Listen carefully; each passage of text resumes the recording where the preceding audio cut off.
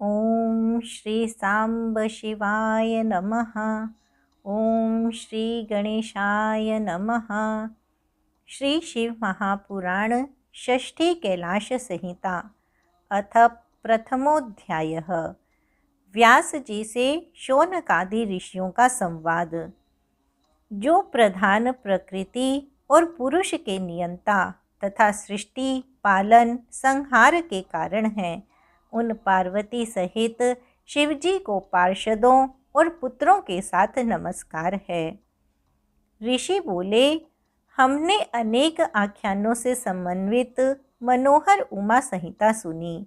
अब आप शिव तत्व को बढ़ाने वाली कैलाश संहिता का वर्णन कीजिए। व्यास जी बोले, हे वत्स, शिव तत्व से युक्त दिव्य तथा उत्कृष्ट कैलाश नामक संहिता का वर्णन कर रहा हूँ। आप लोग प्रेम पूर्वक सुनिए। पूर्व समय में हिमालय पर तप करने वाले महातेजस्वी ऋषियों ने आपस में विचार कर काशी जाने की इच्छा की।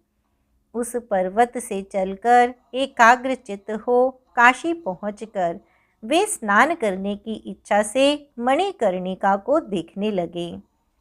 वेद में पारंगत उन मुनियों ने वहां स्नान कर देवता आदि का तर्पण करके पुनः गंगा जी का दर्शन कर उस जल में स्नान करके देवाधिदेव विश्वेश्वर को नमस्कार कर परम भक्ति से युक्त होकर उनका पूजन करके शतरुद्रीय आदि मंत्रों से उनकी स्तुति करके अपने को कृतार्थ समझा और कहा कि सर्वदा शिव भक्ति परायण हम लोग आज शिव कृपा से पूर्ण मनोरथ वाले हो गए।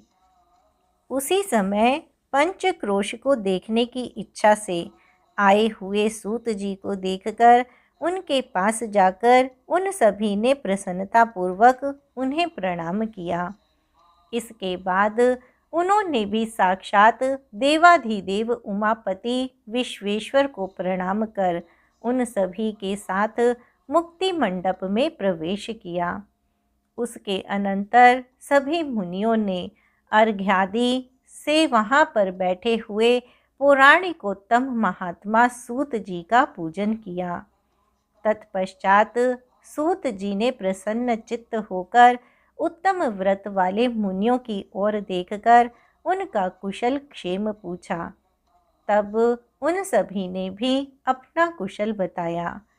इसके बाद उन मुनीश्वरों ने उन्हें प्रसन्न चित्त जानकर प्रणव का अर्थ जानने के लिए प्रास्ताविक वचन कहना प्रारंभ किया। मुनि बोले, हे व्यास शिष्य, हे महाभाग, हे पौराणिकोत्तम सूत जी, आप धन्य हैं, क्योंकि आप समस्त विज्ञान के सागर एवं शिव भक्त हैं। संपूर्ण संसार के गुरु भगवान व्यास जी ने आपको सभी पुराणों के गुरु रूप में अभिषिक्त कर सर्वाधिक महत्व प्रदान किया है। अतः समग्र पौराणिकी विद्या आपके हृदय में स्थित है। सभी पुराण वेदार्थ का प्रतिपादन करते हैं। समग्र वेद प्रणव से उत्पन्न हुए हैं और प्रणव का तात्पर्य स्वयं महेश्वर है। अतः महेश्वर का स्थान आपके हृदय स्थल में प्रतिष्ठित है। हम लोग आपके मुख कमल से निकलते हुए सुंदर मकरंद दृश्य प्रणवार्थ रूप अमृत को पीकर संताप रहित हो जाएंगे। हे महामते, आप ही हम लोगों के विशेष गुरु हैं, कोई दूसरा नहीं। अतः आप परम कृपा पूर्वक महेश्वर के श्रेष्ठ ज्ञान का उपदेश कीजिए। उनके इस वचन को सुनकर व्यास जी के परम प्रिय शिष्य विद्वान सूत जी गणेश, कार्तिकेय, साक्षात महेश्वर, शीलाद के पुत्र तथा सुयशा के पति प्रभु नंदीश्वर, सनत कुमार तथा व्यास जी को नमस्कार कर यह कहने लगे। सूत जी बोले, हे पाप रहित महाभाग्यशाली मुनियों, आप लोग धन्य हैं जो कि आप लोगों की ऐसी अत्यंत दृढ़ मति है। वह पापियों के लिए सर्वथा दुर्लभ है। हे महर्षियों, पूर्व समय में पराशर पुत्र गुरुदेव व्यास जी ने नैमिषारण्य निवासी मुनियों को जो उपदेश दिया था, उसी को मैं आप लोगों से कह रहा हूँ, जिसके सुनने मात्र से मनुष्यों में शिव भक्ति उत्पन्न हो जाती है। अब आप लोग सावधान होकर परम प्रसन्नता के साथ उसे सुनिए। पूर्व काल में स्वारोचिष मनवंतर में दृढ़ व्रत वाले ऋषिगण सभी सिद्धों के द्वारा निषेवित नैमिषारण्य में तप करते हुए तथा यज्ञाधिपति रुद्र को प्रसन्न करते हुए उनके परम ऐश्वर्य को जानने की इच्छा से दीर्घ सत्र करने लगे। इस प्रकार वे सब व्यास जी के दर्शन की इच्छा वाले महर्षि शिव भक्ति परायण हो भस्म एवं रुद्राक्ष धारण किए हुए वहां निवास करने लगे। उनकी ऐसी भावना देखकर महर्षि पराशर के तपह फल रूप सर्वात्मा भगवान वेद व्यास वहीं पर प्रकट हो गए। उन्हें देखकर प्रसन्न मुख कमल तथा नेत्र वाले मुनियों ने प्रत्युत्थान आदि सभी उपचारों से उनका पूजन किया और सत्कार करके उन्हें सुवर्ण में उत्तम आसन प्रदान किया। तब उस सुवर्ण में आसन पर सुखपूर्वक बैठे हुए महामुनि व्यास जी गंभीर वाणी में कहने लगे।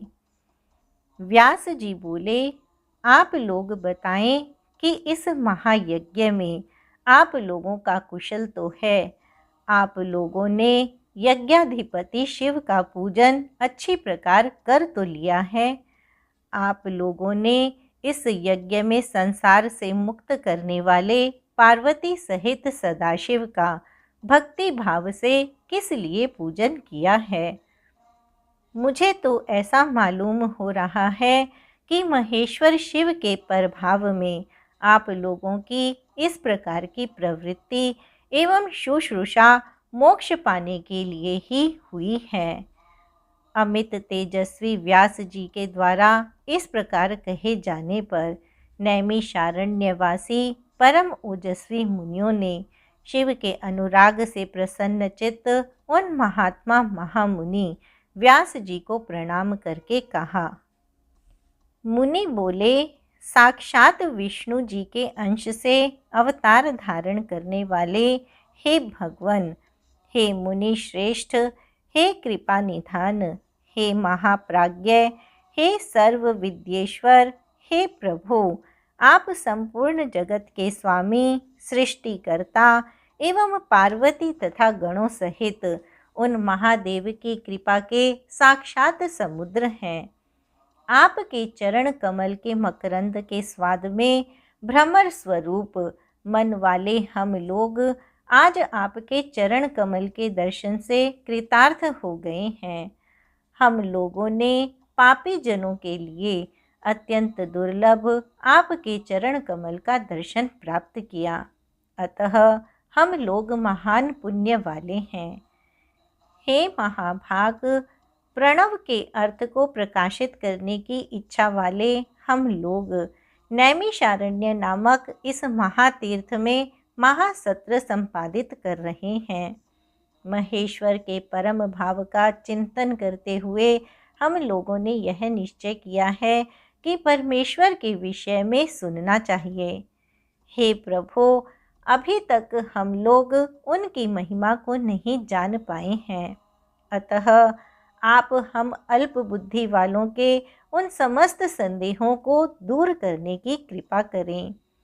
इस त्रिलोकी में आपके अतिरिक्त कोई दूसरा इस संशय को दूर करने वाला नहीं है, अतः हे दयानिधे, आप इस अपार तथा अथाह भ्रम सागर में डूबते हुए हम लोगों को शिव ज्ञान रूपी नौका से पार कर दीजिए। हम लोग शिव की उत्तम भक्ति के तत्वार्थ को जानने के लिए श्रद्धा युक्त हैं। इस प्रकार वेदों में पारंगत मुनियों के द्वारा प्रार्थना किए जाने पर समस्त वेदार्थ के ज्ञाताओं में मुख्य शुकदेव के पिता महामुनि व्यास जी वेदांत के सार सर्वस्व प्रणव रूप तथा संसार से मुक्त करने वाले पार्वती सहित परमेश्वर का अपने हृदय कमल में ध्यान करके प्रसन्न चित्त होकर कहने लगे। इति श्री शिव महापुराणे षष्ठम्यां कैलाश संहितायां व्यास शौनकादि संवादो नाम प्रथमोध्यायः। इस प्रकार श्री शिव महापुराण के अंतर्गत छठी कैलाश संहिता में व्यास शौनक आदि संवाद नामक पहला अध्याय पूर्ण हुआ। अथ द्वितीयोध्यायः। भगवान शिव से पार्वती जी की प्रणव विषयक जिज्ञासा। व्यास जी बोले, हे ब्राह्मणों, परम सौभाग्यशाली आप लोगों ने यह बहुत अच्छी बात पूछी है, क्योंकि प्रणवार्थ को प्रकाशित करने वाला शिव ज्ञान सर्वथा दुर्लभ है। त्रिशूल नामक उत्तम आयुध धारण करने वाले साक्षात भगवान शिव जिन पर प्रसन्न होते हैं, उन्हीं को प्रणवार्थ का प्रकाशित करने वाला शिव ज्ञान प्राप्त होता है, इसमें संशय नहीं है। यह शिव भक्ति से रहित अन्य लोगों को नहीं प्राप्त होता है। यह वेद वचन है तथा यथार्थ तत्व का निश्चय है। आप लोगों ने इस दीर्घ सत्र के माध्यम से अंबिकापति भगवान सदाशिव की उपासना की है। इसे मैंने आज निश्चित रूप से देख लिया। अतः हे आस्तिकों, मैं आप लोगों से उमा महेश्वर का संवाद रूप प्राचीन तथा अद्भुत इतिहास कह रहा हूँ। पूर्व समय में दक्ष पुत्री जगन माता सती ने पिता के यज्ञ में शिवजी की निंदा के कारण अपना शरीर त्याग कर दिया। इसके बाद वे देवी उस शिव निष्ठा के प्रभाव से दूसरे जन्म में हिमालय की पुत्री हुईं। वे नारद जी के उपदेश से शिव के निमित्त तप करने लगीं। उसके अनंतर हिमालय ने स्वयं वर विधि से शिवजी के साथ उनका विवाह कर दिया। इससे वे पार्वती आनंदित हुईं। इसके बाद किसी समय हिमालय पर्वत पर पति के साथ सुखपूर्वक बैठी हुई महादेवी गौरी शिवजी से कहने लगी। महादेवी बोली, हे भगवन, हे परमेश्वर, हे पंचकृत्य विधायक, हे सर्वज्ञ, हे भक्ति सुलभ, हे परम अमृत स्वरूप, मैंने तुम्हारी निंदा होने के कारण पूर्व जन्म में दक्ष पुत्री का शरीर त्याग कर इस समय हिमालय की पुत्री के रूप में जन्म लिया है। हे परमेशान, हे महेश्वर, अब कृपा पूर्वक मुझे मंत्र दीक्षा विधि से विशुद्ध आत्म तत्व में सदा के लिए स्थित कीजिए। इस प्रकार जब देवी ने चंद्रभूषण सदाशिव से प्रार्थना की, तब वे प्रसन्न मन से देवी से कहने लगे। महादेव बोले, हे देवी, आप धन्य हैं जो आपकी ऐसी बुद्धि हुई है। मैं कैलाश शिखर पर जाकर आपको विशुद्ध तत्व में स्थित करूँगा। इसके बाद हिमालय से पर्वत श्रेष्ठ कैलाश के शिखर पर जाकर शिवजी ने दीक्षा विधि से उन्हें प्रणवादि मंत्रों का उपदेश दिया। इस प्रकार उन मंत्रों का उपदेश करके देवी को विशुद्ध आत्म तत्व में स्थित कर महादेव जी देवी के साथ देवोद्यान में चले गए। इसके बाद देवी की सुमालिनी आदि प्रिय सखियों के द्वारा लाए गए कल्प वृक्ष के खिले हुए पुष्पों से महादेवी को अलंकृत करके उन्हें अपनी गोद में बैठाकर उनका मुख देखकर प्रसन्न मुख शिवजी वहां बैठ गए। तत्पश्चात सभी लोगों के कल्याण के लिए पार्वती एवं परमेश्वर के बीच वेदार्थ सम्मत प्रिय कथाएं होने लगीं।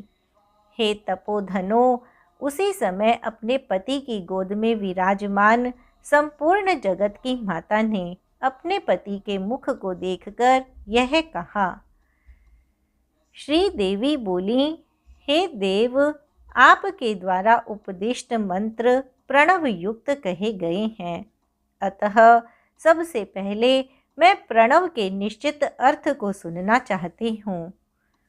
प्रणव किस प्रकार उत्पन्न हुआ, इसे प्रणव क्यों कहा जाता है, इसमें कितनी मात्राएं कही गई हैं और यह वेदों का आदि क्यों कहा जाता है, इसके कितने देवता कहे गए हैं, इसमें किस प्रकार देव आदि की भावना की जाती है, इसमें कितने प्रकार की क्रियाएं बताई गई हैं और इसकी व्यापकता कैसी है। क्रमशः सद्योजातादि पंच ब्रह्म इस मंत्र में किस प्रकार निवास करते हैं, कितनी कलाएं कही गई हैं और प्रपंचात्मकता क्या है, इसका वाच्य वाचक संबंध और स्थान किस प्रकार का है, इसका अधिकारी किसे जानना चाहिए और इसका विषय किसे कहा गया है, इसमें संबंध किसे जानना चाहिए, इसका कौन सा प्रयोजन कहा जाता है, इसकी उपासना करने वाला किस रूप का होता है और उपासना के योग्य स्थान कैसा होता है। हे प्रभो, इसकी उपास्य वस्तु किस प्रकार की है, इसकी उपासना करने वालों का फल क्या होता है, इसकी अनुष्ठान विधि क्या है तथा पूजन का स्थान क्या है। हे हर, पूजा में मंडल कैसा हो, इसके ऋषि आदि कौन है, इसमें न्यास तथा जप की विधि क्या है और पूजा विधि का क्रम क्या है। हे महेशान, यदि आपकी मुझ पर कृपा है तो यह सब मुझे विशेष रूप से बताइए, मैं इसे यथार्थ रूप से सुनना चाहती हूँ। देवी के द्वारा इस प्रकार पूछे जाने पर भगवान चंद्रभूषण उन महेश्वरी की प्रशंसा करके कहने लगे। इति श्री शिव महापुराणे षष्ठयाम कैलाश संहितायां देवी देव संवादे देवी कृत प्रश्न वर्णनम नाम द्वितीयोध्यायः। इस प्रकार श्री शिव महापुराण के अंतर्गत छठी कैलाश संहिता में देवी देव संवाद में देवी कृत प्रश्न वर्णन नामक दूसरा अध्याय पूर्ण हुआ।